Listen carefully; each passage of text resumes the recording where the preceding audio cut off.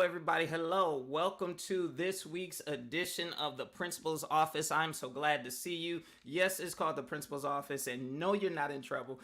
This is the name of the video and audio podcast where we talk about leadership and leading from a kingdom perspective. I am Jamal Maxim, igniter of champion leaders, and my assignment is to ignite you to bring change in education as well as consulting and to help you do it from a kingdom perspective by accessing the supernatural power of God while you do it. Because leadership is an art, a science, as well as a spiritual gift. And so thank you for those of you who are joining me on the various platforms, whether it be my website or the other platforms, or even on the Clubhouse app. Those of you who are watching the video, remember to comment, like, share, and save this video because you may want to refer back to it as it is equipping and igniting you as a leader. And definitely want those of you who are on Clubhouse, feel free to share it out in the hallway as well as the other means of sharing so that other people can benefit from it and so they can catch the replay while it is still available. I don't always make the replays available on Clubhouse. I simply just I may shift that as things go on. And so today we are talking about igniting your leadership with faith. And so here's the thing, because I've been in this conversation just for a while with various people about leadership and leading from the standpoint of faith, and how do you really posture yourself in faith to enhance your leadership, whether it's, again, coaching or school leadership. It's the same principle. And here's the thing. Some people believe that faith should be separate from leadership, and they believe that you shouldn't include faith in your leadership. I have found that faith is the key to leading successfully, because in your leadership assignment, you're going to either accelerate the progress of the place you're leading, or you're going to ignite or bring change. Now, if you're a coach or a consultant, when you are working with your clients, it's either one of those two things as well. You're going to help them change or help them continue to make progress. All of it is about, both assignments are about helping people go from where they are to where they want to or need to be. And when you do that, you want to do that from a standpoint of faith. Now, there are people who don't understand, the supernatural. There are people who say, well, you shouldn't talk about faith in terms of leadership, and faith is private, and all of those different things. But I'm going to tell you, everybody believes something, and no matter what they believe, it's going to come out in their leadership. Because some people choose to lead according to their intellect, their personality type, or their skill set. A lot of times in the leadership world, we hear people talking about leading to your own personality, and they recommend you take personality tests. Some places require you to take a personality test, and because they recognize what's in you and your DNA makeup is going to come out in your leadership. And so, but the problem is when you lead only to your personality and your skill set, you are limiting your ability to have impact and limiting your effectiveness simply to a skill set. Skills are learned. And so if you base totally upon skill set, then you have a deficiency because you constantly have to grow. And if you base your leadership totally on your personality, that's a limitation, because your personality, portions of your personality will change as you grow and change your mindset. And so you don't want to lead by your personality and your skill set alone. Because in this thing of leadership, you cannot ignore the fact that the belief system of a person and their perspective play an essential role in how they lead. How they interact with people is totally based upon their belief systems. There are school leaders even right now that I had to interact with that believes that Christianity is a lie and believes that the spiritualism is a made up thing to control people. That when people, or the supernatural, not spiritualism, but the supernatural is something that's made up to control people. That's his belief set, and that comes out in his leadership, in the things that he says, and in the perspectives that he holds. And the problem is, in these places, when there is a leader who has a warped sense of understanding about the supernatural, is going to come out in how they lead and impact who they lead as well as who they serve through their leadership. And so there is no separating our beliefs and perspectives from how we lead. And I'll tell you, most leaders come with this mixed bag, or this mixture of things they have learned without truly finding their own leadership identity. They try to lead from a place of podcasts and books without really discovering who they are.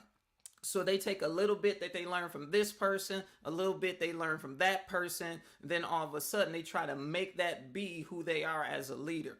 In order to truly discover how to lead according to your assignment, you have to really be clear on your gifting and the fact that you operate in those gifts by faith. Yes, podcasts are good to learn from, books are good to learn from, but after you learn from somebody, there shouldn't be a mixing in order to create. It should be a using those things that you have learned to develop yourself in a way to enhance your leadership, not define it.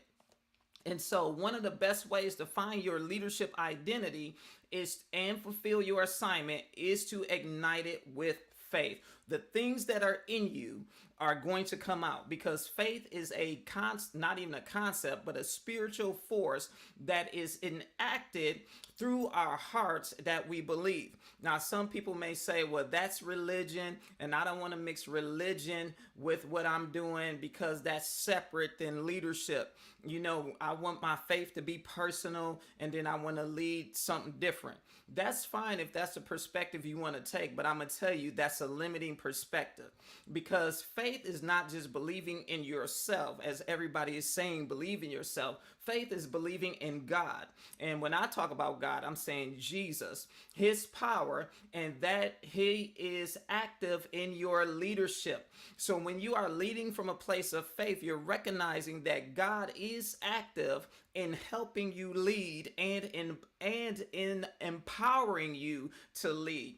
It is not that you lead on your own, then all of a sudden you have your faith over here in this compartment, or you demonstrate your faith when you go to a church on Sunday. Faith is something that is to be lived and experienced and is alive and enhances your ability to lead, because leadership is a gift, and the scripture says that we must lead according to our proportion of faith.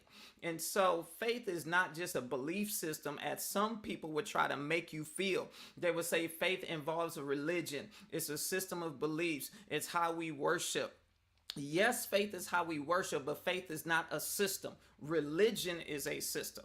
Faith is the unseen evidence of what you are expecting. Now, when you are leading from a place of faith, you have to understand that the evidence that you go by may not always be seen. A lot of leaders look at data and want to use that as evidence. In their education, they talk about evidence-based practices, meaning things that have been researched and done in the past, which is cool because that provides you with information. But in the time we are in, no one can tell you how to lead after a global pandemic, because there isn't any research that tells you how. No one can tell you how to lead in the climate that we're dealing with all of the different challenges that are going on across the world, because we are seeing things that have never happened before or been done before. And so you can't lead how people have led before, because if you try to lead how people have led before in a time that's totally unprecedented, your leadership would not be effective and will be outdated and irrelevant. And so you don't want to be outdated and irrelevant because you're trying to apply an old strategy, an old way of leading to a context that no longer works. See, faith is the thing that postures you to hear God when you follow his instructions, you see results, because we are in a time where the only one who can fix these problems is God, and the only solution that will work is one that comes from God, and the only way to get that solution from God is with your faith. And faith is one of the realms of the supernatural. It is the belief system, it is the belief, it is the evidence, it is substance, it is the title deed to what exists that has not been seen. Now, we do live in a world with unseen realities. Just because you don't see it doesn't mean something doesn't exist. A lot of people can't see Mars, but they believe it exists because of a telescope. A lot of people, scientists, recognize that there are galaxies beyond our known universe because they believe it and they know it's so, even though they can't see it.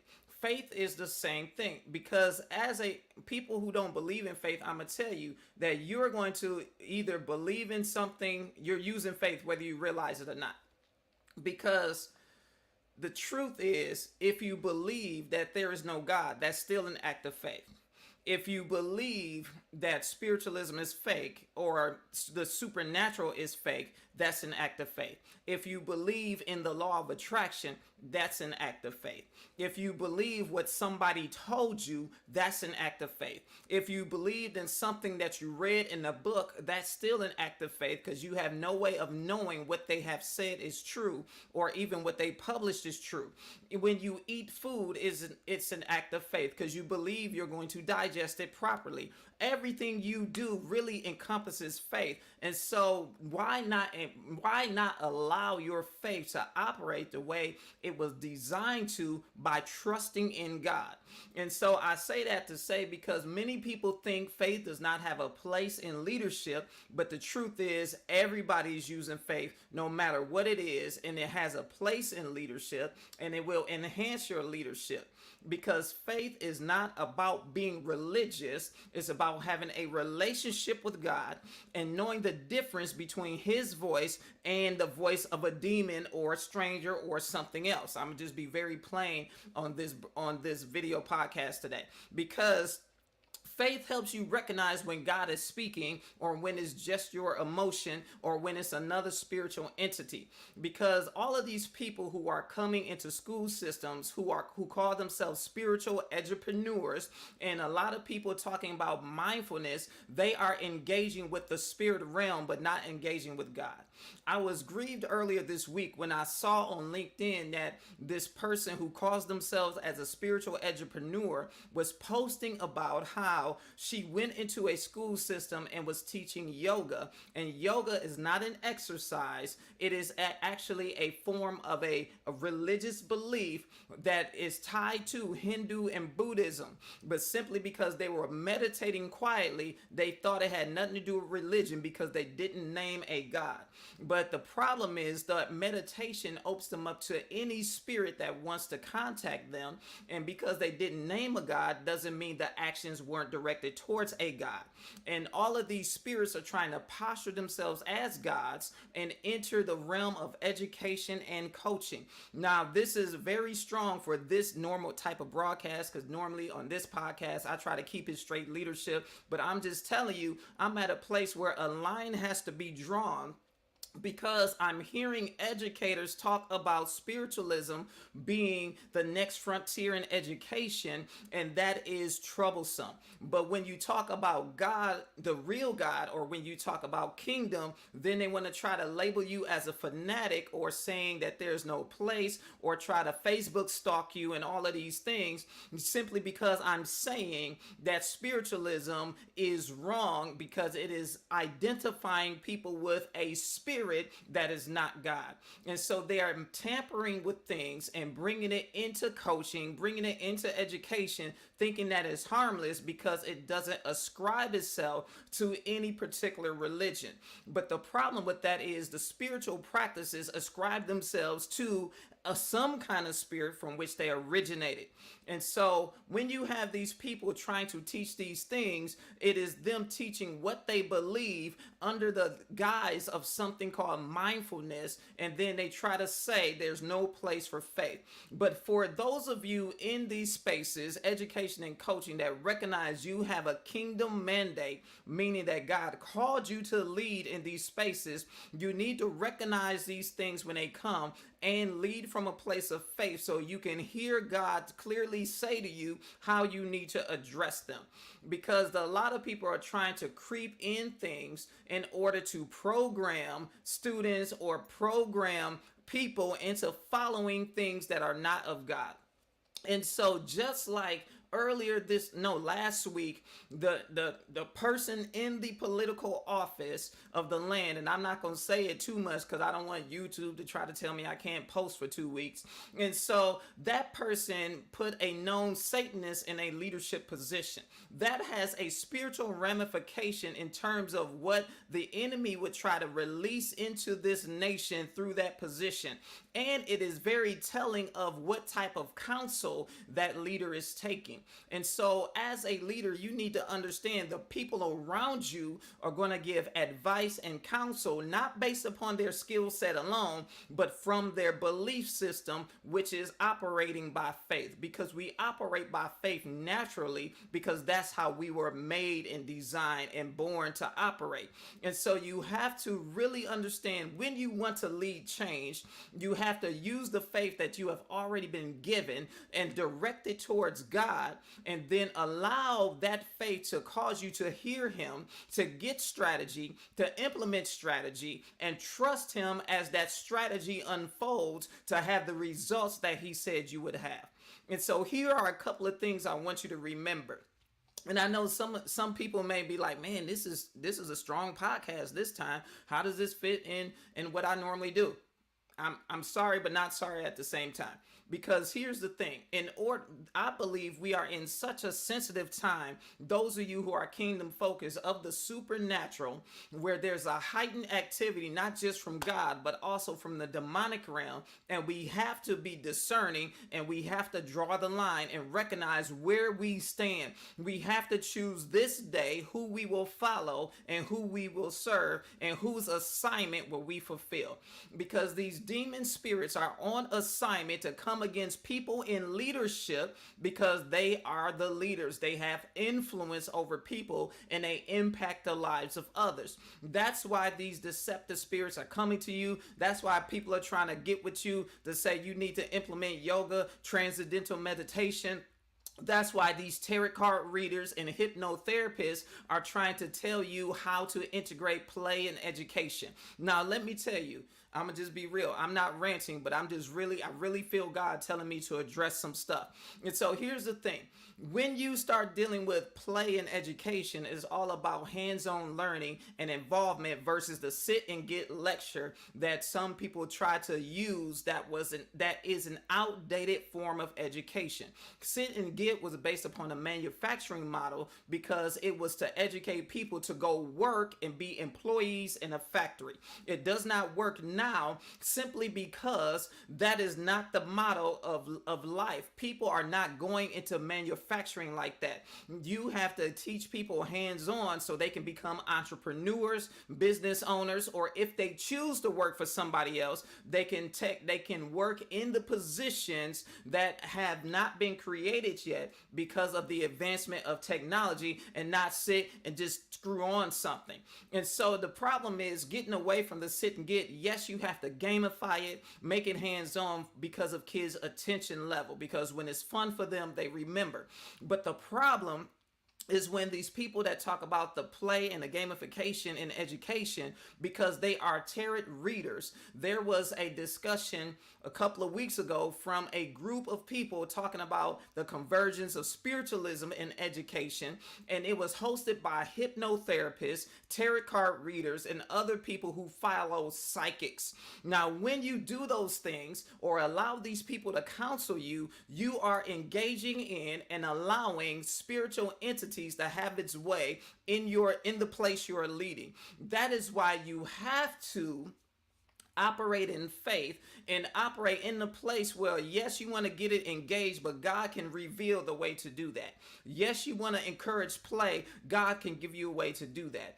Everything supernatural that you want to engage in to help people experience in a practical way, God can show you how to do it because he has gifted you to be the leader in the place you are leading. Because leadership is a spiritual gift. It is a calling of God, and it is a responsibility to ensure that you are protecting those you lead while helping them grow and develop. So for those of you who are in education, who are kingdom focused, keep your eyes open about this mindfulness stuff and about them trying to bring yoga and PE class as well as on brain break, because you don't want the chaos that's going to come with it because you open the door to a demon. And so for those of you who are in the coaching industry, you have to make sure that you are not partnering with people who do that or have this unholy mixing, meaning that you're a believer, but you still think yoga's okay, you think astrology is okay, because I'm going to just tell you real talk, it's not okay. And so here are some of the things you need to remember to infuse faith into your leadership, which would take your leadership to the next level. Because people lead from who they are. People lead no matter how many books they read. It could just be head knowledge until it becomes a part of them. People lead from who they are. And the essence of who you are determines what you say and what you feel. And faith is a part of that automatically. So you have to use your faith, grow your faith, and use it the way that God describes in order to have impact. Of course, I go deeper than that, and I can go deeper than that, but I'm not right now for the sake of this video. So here are 3 keys to igniting your leadership with faith. Number 1, you have to take the time to hear from God for the place and the people you are leading. You not only have to hear from God about what you should do, you need to hear from God about the vision of the place you are leading. Get strategy for accomplishing that vision. And you need to pray for the people that you are leading. Whether you like them or not, you need to pray for them. And then the second key is this. You have to trust in what you heard from God, even when the facts appear to speak differently. In order to do something you've never done before, you have to hear something that you've never heard before, and that hearing comes from God. I'll say that again. In order to do something that you've never done before, you have to hear something from God that you've never heard before, because the only way you can do the new thing is to hear him speak the new thing. And as I've been saying this entire podcast, and as I've been saying since once the pandemic started, I was saying it again, there is no normal to go back to. Things have shifted forever. You cannot go back to how things were previous to the pandemic, period. You can pretend like, oh, life is normal, life is back to normal. No, it's not. And so you have to do something new. And in order to do something new, something unprecedented, something that has never happened before in human history, you have to hear from God, because you have to hear in a way that you have never heard before. And so that's the second key. And so you got to trust that when you hear something that's different from the facts, that you have to trust that you understand what God is saying and that you heard him clearly, because the facts can only tell you what was, and the facts only measure what was. It, like, if you check the stock market today, it can tell you what happened today, which is what was. You can check, details from yesterday, years back, months back. It tells you what was. Facts only tell you what was. Predictions would tell you what might be if they continue to be what they are. But God tells you what things is, and he can tell you the future. And he can tell you something that a prediction won't tell you, and he can tell you something differently than what people are predicting. Because predictions are based on history and human behavior. But what God says is based on his word and what he intends and what he is doing in the earth. And so the last key is this. You have to allow God to give you his ability to lead and to speak. Stop trying to lead according to your own strength. That's why you're exhausted as a leader.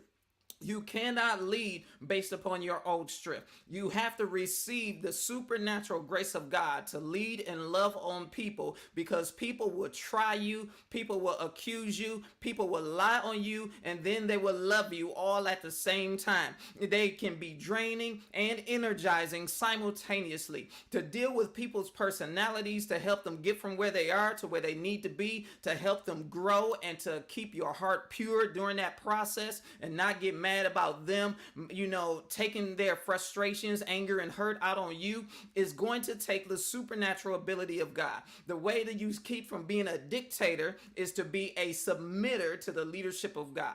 The way you walk in a way that's confident but not dictating and not shrinking yourself up to manipulation is to submit to God. And all of that comes when you access Him by faith. And so I know I said a lot. I know I said a lot, and it was like this thing I had to share to all of you was like waiting to come out. And so I just want to tell you, I need you to. I want to say I need you to. The people you are leading need you to step into your place as a kingdom-focused leader and operate by faith. Period.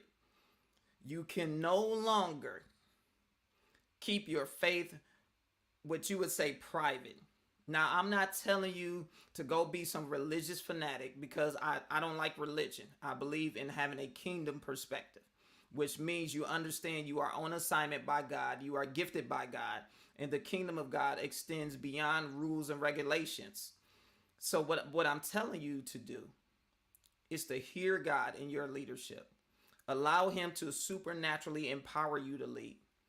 And just simply do what He's telling you, directing you to do, so you can see those results. And when things get tough or they seem tough, trust God. That's what I'm telling you to do. And to make your stand against all of these tricks and traps of spiritualism, where they would try to say you're not being understanding. It's not about understanding. It's about having knowledge and clarity on the harm those practices can do in your world and to the people you are leading. So I encourage you to lead like a champion for real, and don't let it just be the name of my business. And it's not just a catchphrase. It is a mandate for you. So if you need help doing that, because you want to know, well, how do I make it look? How do I live my faith in a way that's not religious and where it's not judgmental, and I'm not beating people up with the Bible and all of that stuff, and I'm not hiding? You need to reach out to me, because I want you to walk out your leadership assignment the way Jesus did. So you can get at me. The Leadership Accelerator is open for enrollment, and I want you to get ignited to lead from a kingdom perspective and to operate in the supernatural. So you can go to jamalmaxim.org/strategy session, get on my calendar, and we can talk more about how to get you in the accelerator and to get you started and work out the logistics. But you want to get in that program. And I don't even want to say it's a program, it's mentorship. You want that mentorship.